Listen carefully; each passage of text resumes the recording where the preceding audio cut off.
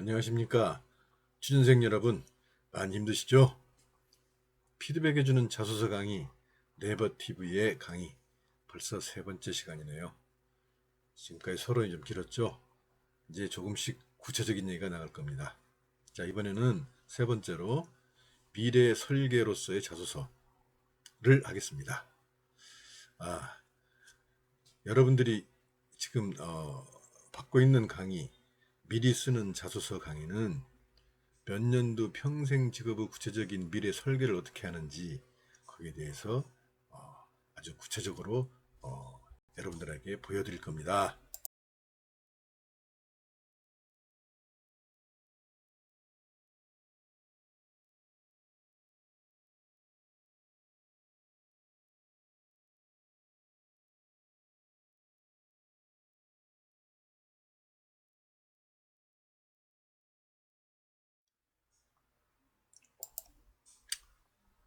자, 먼저 이 강의를 본격적으로 시작하기 위해서 준비 상태를 갖다가 한번 점검을 해봐야겠습니다. 먼저 작성 시 마음가짐, 그리고 본 강의의 중점, 그리고 자소서의 중요성, 이런 식으로 말씀.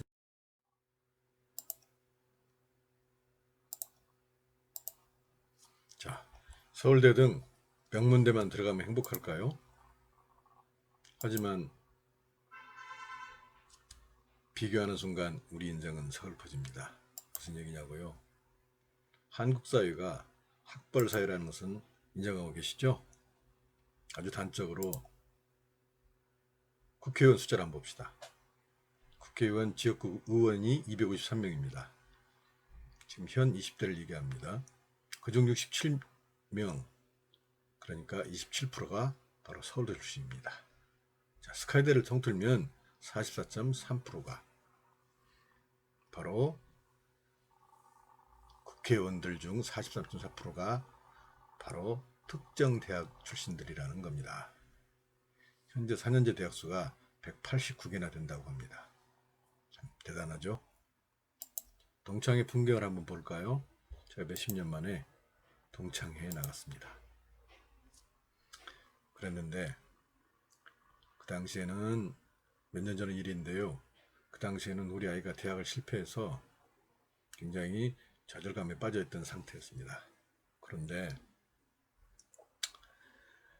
어떤 친구가 서울대 의대 자녀들 중 서울 2명이 서울대 의대를 들어갔고 또 한 명은 지방대 의대를 들어갔다고는 얘기를 했습니다. 그리고 또 어떤 친구는 미스코리아와 결혼을 했다고 합니다. 또 어떤 친구는 자기 아들이 사실을 수석을 합격했다고 자랑하고 있었습니다. 자, 그런데 말이죠. 얼마 뒤에 그 서울대 의대 등 의대를 3명 배출한 그 동창이 자살했다는 소식을 들었습니다. 자, 저는 그걸 보면서 자식이 서울대만 들어간다고 꼭 행복한 것은 아니구나, 이런 생각을 했습니다. 자, 이제 자소서를 갖다가 설계할 때 어떤 마음가짐을 가져야 하는가. 방금 전장에서 우리가 살펴본 이야기는 비교하지 말라, 이런 얘기였죠. 그렇다고 그냥 말 수는 없죠. 우리는 최선을 다해 살아야겠죠. 자, 그래서 이른바 진인사 대천명이라는 말을 많이 합니다. 내가 뭔가 사람으로서 할 일을 다하고, 그리고 운이 좋으면 좋은 것이고, 이런 식으로 최선을 다하는 삶을 살아야겠다는, 하지만 지나친 그런 자기 자신을 갖다가 평가하는 척도를 지나치게 높게 잡지 말라는 얘기입니다. 자, 그래서 사회적인 척도가 아닌 자신만의 가치를 정의하고 그것을 실천하는 것. 자, 이것이 바로 진인사 대천명의 삶이다. 저는 이렇게 생각합니다. 제가 존경하는 선배 중에 한 분이 굉장히 젊었을 때 잘 나가던 선배였습니다. 그런데 어느 날 갑자기 40대 중반 정도 되어서 신학대학에 들어가고, 그리고 선교사의 길로 떠났습니다. 지금 벌써 몇십 년 전 이야기인데, 저는 그 선배를 보면서 참 그래도 이 세상이 황금 만능 사회만은 아니구나 하는 생각을 했었습니다. 물론 저는 정규적인 입장은 잘 모릅니다. 자, 그리고 지금 100세 시대가 됐죠. 그래서 많은 사람들이 좌절을 갖고 있지만 인생은 다시 시작도 된다고 저는 생각합니다. 그리고 우리 인생을 갖다가 결과가 아니라 하나 과정으로 본다면 100세 시대를 조금 더 현명하게 살지 않을까 하는 저는 생각을 가져봅니다. 자, 그래서 자신만의 꿈을 실천하는 설계서를 만들어야 하는데 이게 바로 저는 자소서라 봅니다. 우리가 미래에 대한 꿈은 누구나 꿀 수 있지만 결국 실현이 중요하죠. 실현하기 위해서는 아주 구체적이어야죠. 자, 그래서 자소서는 바로 당해서 쓰는 것이 아니고 미리 준비하는 것이다. 저는 이렇게 말씀드리고 싶습니다.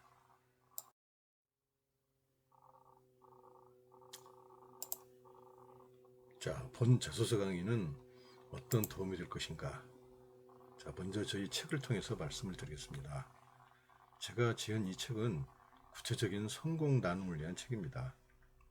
그래서 여기에는 중점적인 3가지 방법이 들어 있습니다. 먼저 합격 자소서를 근간으로 학생들을 어떻게 지도할 것인가를 담았고, 그 다음에 구체적인 자소서 쓰기 방법을 담았습니다. 그리고 자기 자신의 목표를 준비하면서부터 합격까지 어떤 식으로 지도를 했는가를 담고 있습니다.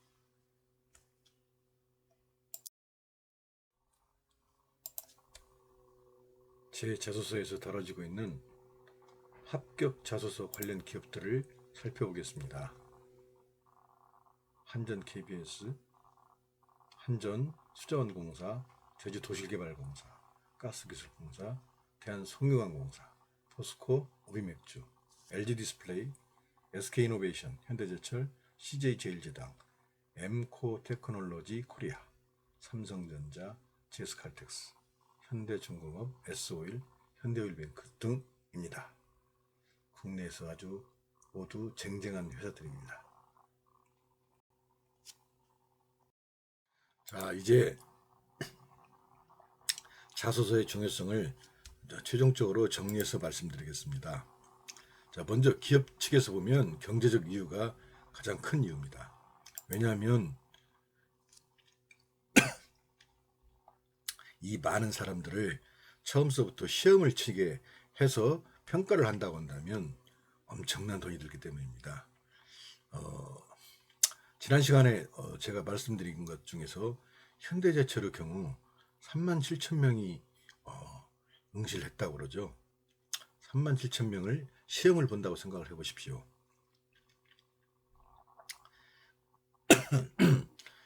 아마도 몇 십억에서 몇 백억까지 들 것입니다.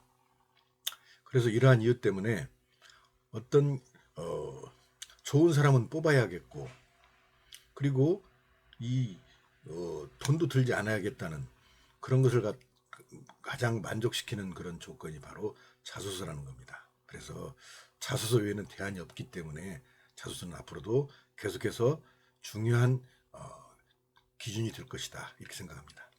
그리고 또 한 가지는 이력서 밖에 개인의 진짜 특성을 파악할 수 있는 것이 자소서가 갖고 있기 때문에. 자, 그리고 회사 기업을 시험을 보는 학생 입장에서 보면 1차 서류심사 당락의 핵심적인 역할을 수행하는 것이 바로 자소서이고, 또한 3차 임원 면접 때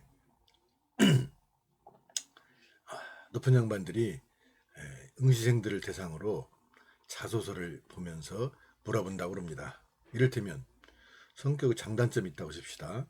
그러면 단점을 갖다가 얘기를 하면서 단점이 무엇이고 어떤 식으로 고치려고 노력을 했느냐, 이런 식으로 질문을 한다고 합니다.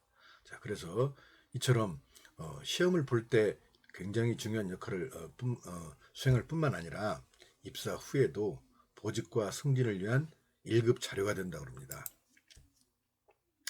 그리고 개인 입장에서 보자고 한다면 입사를 위한 구체적인 목표를 설정하는 것이 자소서고, 또 해당 기업에 내가 최적화된 사람이다 라는 것을 갖다가 보여주는 것이 자소서이고, 그리고 미리 조건을 탐색한 다음에 부족한 요소를 대안을 마련하는 것, 이게 자소서라는 것이죠. 그래서 한마디로 말하면 자소서는 합격과 승진으로 가는 보물지도다, 이렇게 말씀드릴 수 있겠습니다. 자, 이게 지금 저의 자소서 책의 표지입니다. 자, 제 책의 이름은 유비무한 퍼펙트 자소서라입니다. 유비무한은 준비가 잘 되면 어려움이 없다라는 뜻이죠. 퍼펙트는 완벽한이라는 뜻이고, 그래서 책명의 의도는 준비를 철저히 하면 완벽한 자소서를 쓸 수 있다라는 뜻을 포괄하고자 했습니다. 다시 말하면 자소서 미리 쓰기 방법, 지도 방법이라고 말씀드릴 수 있겠죠. 자, 다음은 2018년 3월 16일 날 모 신문에 실린 제 책 소개 내용입니다.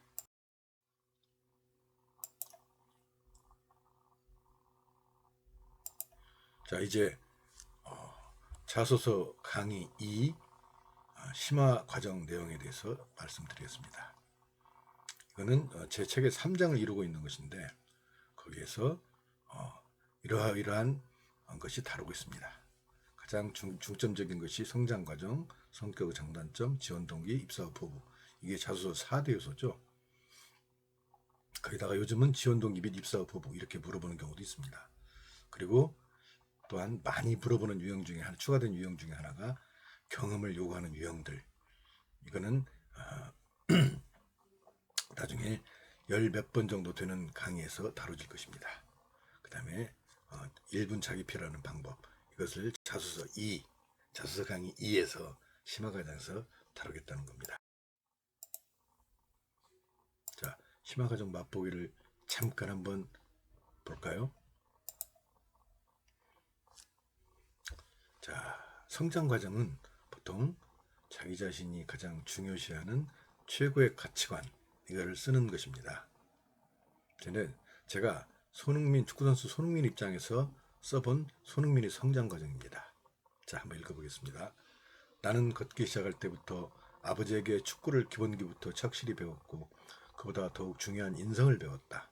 아버지는 내가 공을 잡고 있을 때 상대 선수가 넘어져 다치면 공을 내보내고 상대를 먼저 체크하라고 지금도 강조하신다. 축구선수 이전에 인간에 대한 존중과 예의가 더욱 중요하다는 것이 이제는 나의 신념이 되었다. 도르트문트전에서 내가 상대 선수와 부딪혔을 때 나는 이러한 나의 신념을 지켰다. 경기가 끝난 뒤 가디언지는 이렇게 나를 평했다. 손흥민이 팬들을 사로잡는 건 그의 공손한 성격과 에너지, 긍정성과 미소라며 능력이 있으면서 이렇게 겸손하기 쉽지 않다고 평했다. 동료들에게 그 소식을 접하면서 축구선수로서의 나의 진심이 전해져서 기뻤다.